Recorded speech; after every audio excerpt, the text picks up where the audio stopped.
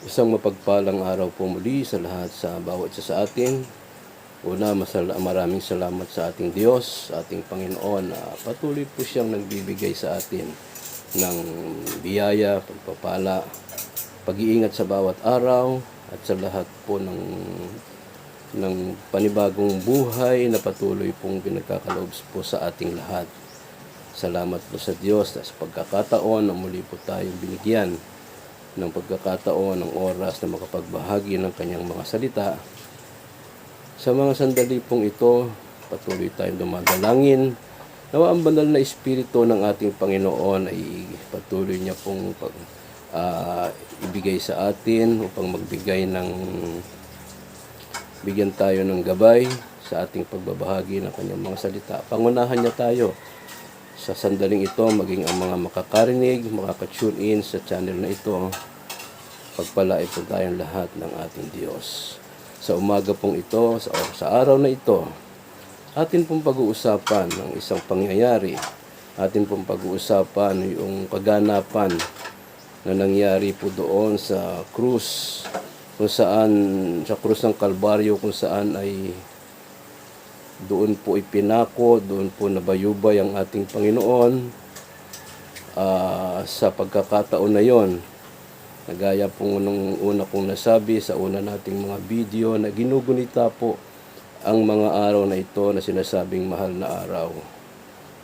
Ginugunita po doon sa mga pangyayari na kung saan namatay po ang ating Panginoon nung siya nakabayubay sa krus. Doon po sa kaganapang iyon, gusto ko lang pong maibahagi sa bawat isa. Ano po ba ang konteksto? Ano po ba ang talagang nilalaman o nais ng Diyos na makita ng bawat isa sa atin?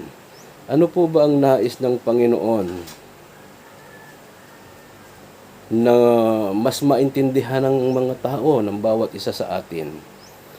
Dahil kung babaybayan po natin ang kasaysayan ng ating Panginoon, simula pa lang po sa lumang tipan ng Biblia, ay naihayag na po ang pagdating ng ating Panginoong Hesus. Doon pa lang sa aklat ni Propeta Isaiah, ipinakita na po doon sa kanyang propesiya kung ano, kung sino, o kung yung pagkakaroon ng bata, na ibibigay sa atin, isang batang lalaki. Pero gayon pa man, nakasulat na rin po doon yung magaganap sa kanya, maging yung kanyang mga latay, maging yung kanyang paghihirap ay naisulat na po, ay ihayag na bilang propesya ni Propeta Isaiah na naganap po dito sa bagong tipan. So gusto ko lang pong ibahagi sa bawat isa sa atin, ano po ba ang isa sa pinakamahalagang bagay na dapat po nating maintindihan at malaman na ipinapakita sa atin ng Diyos. Tandaan po natin, bago nangyari ang lahat, ito po yung hinayag na sa atin. Ito po ay ipinakita na po sa atin sa pamamagitan ng mga unang propeta na kanilang inihayag. Makikita natin yan doon sa aklat na Isaiah chapter 9 verse 6, at maging dito po sa aklat ni Juan kapitulo 3 versikulo 16, na hinayag po doon kung gaano ang pag-ibig ng Diyos sa sanlibutan, na ibinigay niya ang bugtong na anak. Kung isipin po natin, mga kaibigan, mga kapatid, ibinigay ng Diyos ang kanyang bugtong na anak upang una, mapaluwalhatian ng Ama, maihayag ang kanyang kapangyarihan. Dahil siya po ay nakalaan na bilang handog. At yung nga po ang huling naganap sa kanyang buhay nang siya ay dito, nang nagkatawang tao na kasama natin, talagang dinanas niya ang kahirapan. Dinanas niya ang pag-aalipusta, lahat.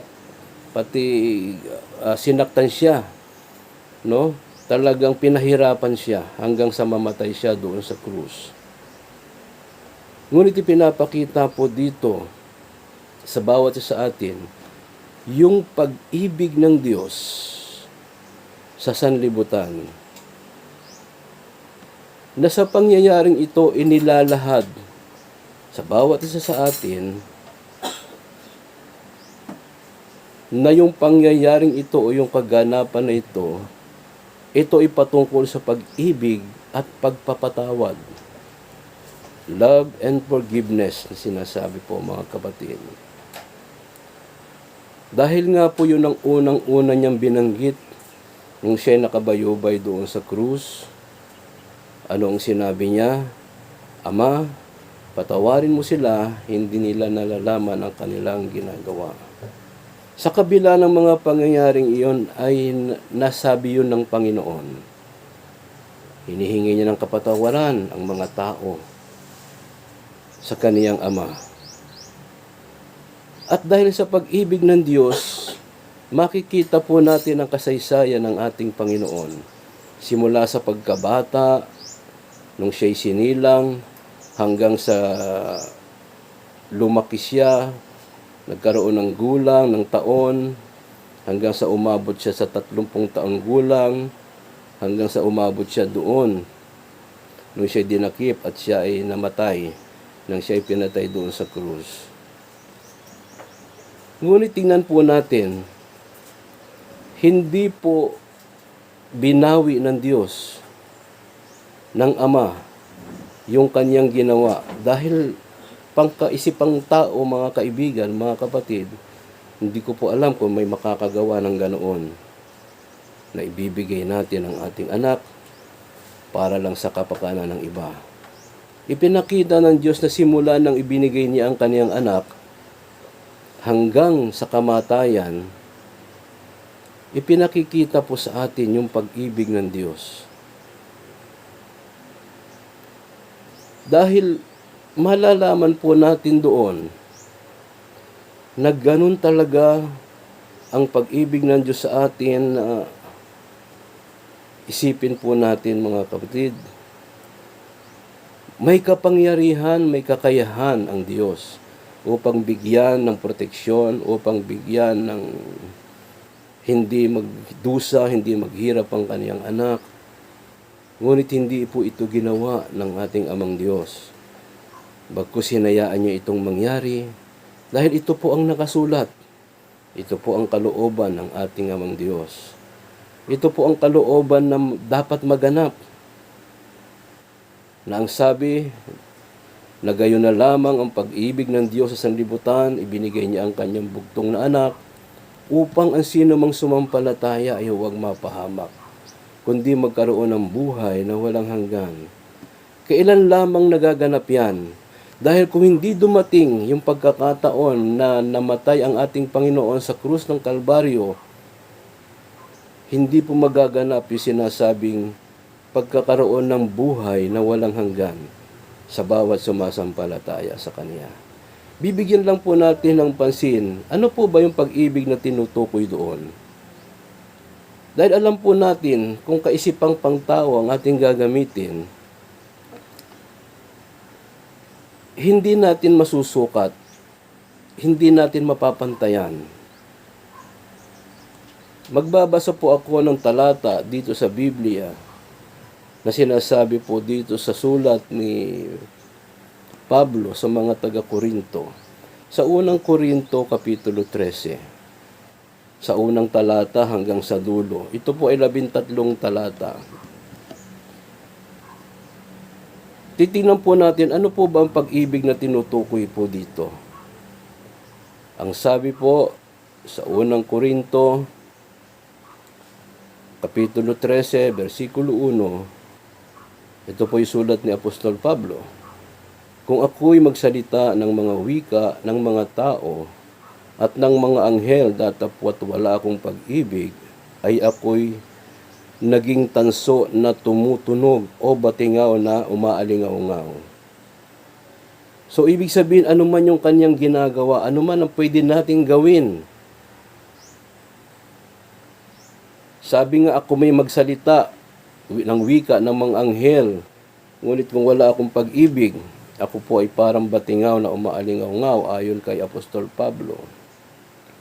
At kung magkaroon ako ng kaloob na panghuhula at maalaman ko ang lahat ng mga hiwaga at ang lahat ng mga kasalanan, kaalaman, at kung magkaroon ako ng buong pananampalataya na ano pat mapalipat ang mga bundok datapwat wala akong pag-ibig, ay wala akong kabuluhan. Imagine that, mga kapatid, ano? May mga talata sa Biblia, sa aklat ng Mateo, na sinasabi ng Panginoon, magkaroon ka lang ng pananampalatayang sinlaki ng butil ng buto ng mustasa, ay kaya mong sabihin sa bundok na lumipat ka. Ano? Ngunit ang sabi ni Pablo, mangyari man ito sa atin, kung wala tayong pag-ibig, wala tayong kabuluhan. Sa verse 3, at kung ipagkaloob ko ang lahat ng aking mga tinatangkilik upang ipakain sa mga dukha, at kung ibigay ko ang aking katawan upang sunugin, datapwat wala akong pag-ibig, ay walang pakikinabang sa akin. Na gayon din, mga kapatid, yung isang talinghaga na sinabi ng ating Panginoon. Sabi ng Panginoon sa isang binata, nagtanong sa kanya, gusto mong sumunod sa akin? Gusto mong magkaroon ng buhay na walang hanggan?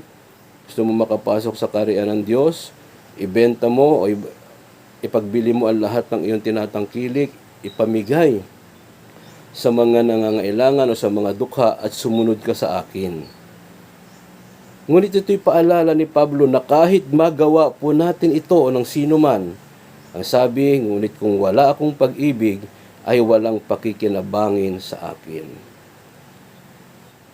Ano po bang tinutukoy ng pag-ibig na sinasabi po ng sulat ni Apostol Pablo na ipinapakita po sa bawat isa atin? Ang pag-ibig ay mapagpahinuhod at magandang loob. Ang pag-ibig ay hindi nananaghili. Ang pag-ibig ay hindi nagmamapuri. Hindi mapagpalalo. Tingnan niyo po, no? Hindi nagmamapuri, hindi mapagpalalo. Hindi nag-uugaling mahalay. Hindi hinahanap ang kanyang sarili. Hindi nayayamot. Hindi inaalumana ang masama. Verse 6, hindi nagagalak sa kalikuan, kundi nakikigalak sa katotohanan. Lahat ay binabata o lahat ay tinitiis, lahat ay pinaniniwalaan, lahat ay inaasahan, lahat ay tinitiis. Verse 8, ang pag-ibig ay hindi nagkukulang kailanman. Kahit maging mga hula, ay mga tatapos, maging mga wika ay titigil, maging kaalaman ay mawawala. Ngunit ang pag-ibig ay hindi magkukulang kailanman. Bakit po natin binabanggit, bakit po natin binabasa ang mga bagay na ito? Nasa kabuuan ito po yung kahulugan nung pagkamatay ng ating Panginoon, pagkabuhay na maguli. Mga kapatid, yung nangyari sa kanya sa bagong tipan, yung tinatawag na death, burial, and resurrection, ito po yung kabuuan na sinasabi po doon. Dahil ang pag-ibig ay nakita po at pinakita ng ating Panginoon. Minsan magtatanong tayo, may tao bang makagagawa niyaon na kayang ibigay ang buhay para sa iba? Doon sa mga binanggit po natin na tungkol sa kahalagahan o katangian ng pag-ibig, ang sabi, kung iisa-isahin po muli natin, na pag-ibig ay hindi nagkukulang kailanman. Bilang tao, yes, mahirap o hindi natin magawa. Kaya nga po may espiritu ang Diyos na ipinagkakaloob sa atin para magawa ang mga bagay na ito. Kaya nga po may espiritu ang Diyos na ipinagkakaloob sa atin para mapagtagumpayan natin at magawa ang mga bagay na ito. Tandaan po natin, pwede tayong magbigay, ngunit wala tayong pag-ibig. Ngunit hindi tayo pwedeng umibig nang wala tayong ibinigay. Sabi nga sa wikang Ingles, we can give without love, but we cannot love without giving. So ang Panginoon ipinakita niya na sa pag-ibig niya, ibinuwis niya ang kanyang buhay, ibinigay niya. Sa ating mga tao, yan ang isang malaking katanungan or kondisyon. Dahil nalalaman natin ang kakayahan doon sa mga katangiang nabanggit natin, minsan maririnig po natin na wala naman tao makagagawa niyan. Yes, totoo. Walang taong makagagawa, pero sa tulong ng Diyos ay mayroon. Kung tayo lang ay unawang tao at karunungan tao ang ating gagamitin o iisipin, hindi po talaga mangyayari ang mga bagay na yan. Hindi po magaganap sa atin. Ngunit sa pamamagitan ng pag-ibig ng Diyos, sa pamamagitan ng Kanyang banal na Espiritu na ipinangako sa atin, magagawa po natin ito. Ang sabi nga dito sa verse 9, sa binabasa po natin, sapagkat nangangakakilala tayo ng bahagya at nangahuhula tayo ng bahagya. Datapwat kung dumating ang sakdal, ang bahagya ay matatapos. Na kung nang ako'y bata pa, ay nagsasalita akong gaya ng bata. Sabi ni Apostol Pablo, magdaramdam akong gaya ng bata. Nag-iisip akong gaya ng bata. Ngayong maganap ang aking pagkatao, ay iniwan ko na ang mga bagay ng pagkabata. Napansinin po natin ang salita ni Apostol Pablo na ito. Dahil kapag tinutukoy natin sa ating pagkatao bilang bata, alam na po natin yun na nung bata tayo, wala tayong sariling desisyon. Nung bata tayo, iyakin tayo. Nung bata tayo, kumilos tayo gaya ng isang bata. Nagdaramdam tayo gaya ng isang bata na mayroon lang kunin sa atin o anumang bagay na nilalaro natin o mga laruan na sinasabi. Pag kinuha sa atin, iiyak tayo. Maglulupasay tayo. Kasi ganoon ang karakter ng bata. Kaya sinasabi ni Apostol Pablo, kalimutan na natin, talikdan na natin yung mga ganong bagay. Bakit? Kasi sabi niya, ngayong maganap ang aking pagkatao, ay iniwan ko na ang mga bagay ng pagkabata. So lahat naman tayo ay dumadaan sa pagkabata. Ngunit lahat tayo ay nagiging ganap ang ating pagkatao. So yung mga bagay na ito, gustong ipakita sa atin ni Apostol Pablo, na hindi tayo nag-i-steady sa isang lugar o sa isang bagay na pagiging bata. Dahil kung pagiging bata lang, hindi natin maintindihan o maaarok yung mga salita na ating binasa. Hindi natin maintindihan ito. Ngunit alam po ni Apostol Pablo na dumadating yung panahon na nagiging sapat ang gulang ng mga tao. Dumarating yung ganap na edad o katandaan ng tao para maintindihan ang mga nakasulat at ang mga kasaysayan sa salita ng Diyos. Na ito po yung ipinapakita sa atin. Ito po yung kabuuan, yung sinasabing pag-ibig at pagpapatawad ng ating Panginoon. Ito po yung sinasabi po sa atin na dapat mas maintindihan natin. Na huwag tayong manatili doon sa mga bagay na nakasanayan natin bilang bata. Na kung ikukumpara natin sa ating pananampalataya sa Diyos, huwag tayong mag-stay, huwag tayong manatili doon sa mga bagay na ating nakagisnan. Bagkus mag-aral tayo ng kanyang mga salita, dahil darating ang tamang oras, pagkakataon, na kung dumating na yung ganap sa ating pagkatao, maunawaan po natin yung gustong ipaunawa ng ating Panginoon.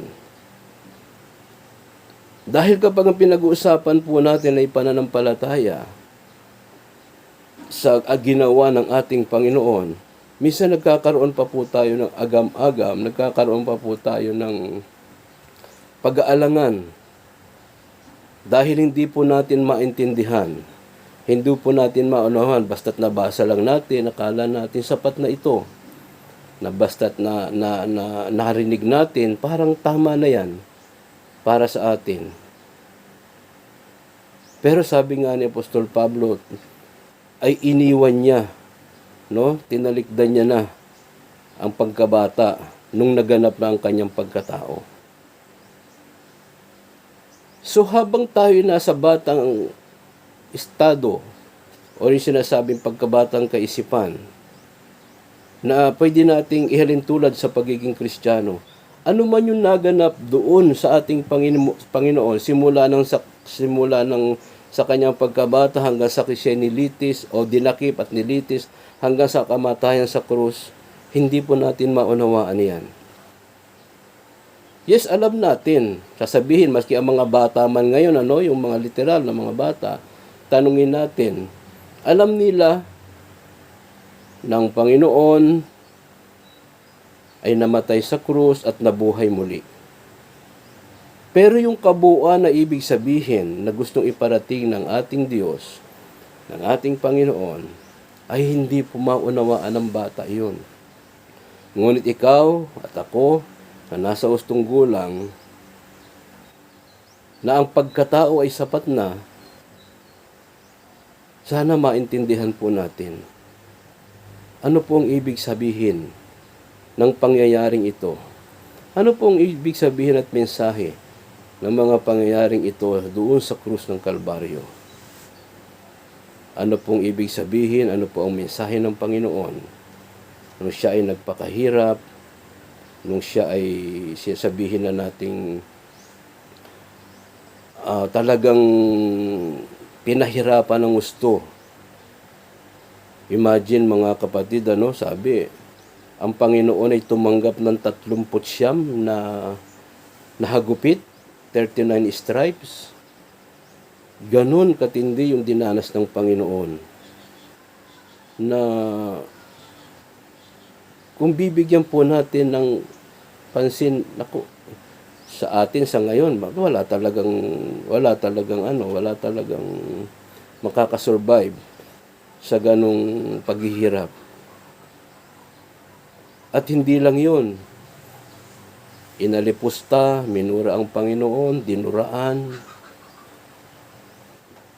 So, bilang sumasampalataya sa Panginoon, at nasa tamang gulang or pagkatao, sana mas maunawaan natin ano ang mensahe ng Panginoon doon sa krus ng Kalbaryo. Ano ang mensahe ng kaniyang pagkamatay at pagkabuhay na maguli. Ano ang mensahe ng Panginoon para sa atin? Tandaan po natin itong huling talata sa isang kapitulo na binasa po natin sa Korinto. Dito sa 1 Corinthians chapter 13 o unang Korinto 13. Yung huling talata sa verse 13, pakinggan po natin ang sabi rito. Datapwat ngayon nananatili ang tatlong ito. Tingnan nyo Ang pananampalataya, pag-asa, at pag-ibig. Ngunit, ang pinakadakila sa mga ito ay ang pag-ibig. Ang tatlong ito'y nananatili, ang sinasabi sa atin, pananampalataya, pag-asa, at pag-ibig. Faith, hope, and love. Ngunit, ang pinakadakila sa mga ito ay pag-ibig. Bakit? Kung babalikan natin yung binasa natin kanina, may pananampalataya man tayo, ngunit wala tayong pag-ibig, wala tayong kabuluhan. May pag-asa tayo, Umaasa tayo sa mga bagay, ngunit kung wala tayong pag-ibig, ano po ang ating pakikinabangin? Sa lahat ng bagay sa buhay natin, doon po nagtatapos at sana doon po nagsisimula at doon nagtatapos sa salitang pag-ibig.